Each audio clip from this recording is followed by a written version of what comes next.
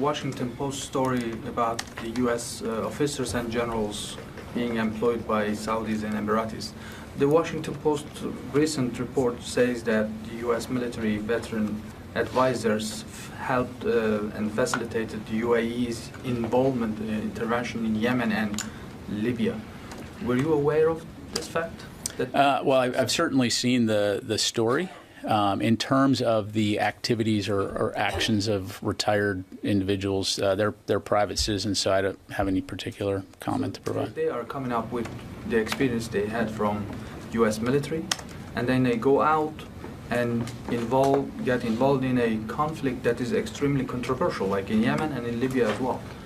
So there's no rules, no principles that prevent these types of engagements? So what I would say is that, in terms of private citizens, once you leave the Department of Defense, you're free to seek employment as you deem fit. However, we do have certain rules in terms of what military members, former DoD personnel, or retirees are required to do, which gets into the areas of safeguarding, protecting classified information, ensuring that you are receiving appropriate authorization to work for foreign governments through individual service legal processes. So ultimately, at the end of the day, it's incumbent on those individuals to follow those processes, which are well known and well briefed. But again, in regards to individuals who may or may not work for companies or countries outside the Department of Defense, I'd have to refer you to them. Just the regulation questions. Like when some people go out, okay, classified information is one point.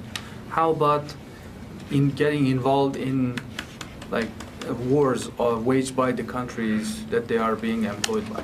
Is there anything on that? Like again, we have well-established rules in terms of what U.S. citizens and former DoD personnel are authorized and not authorized to do.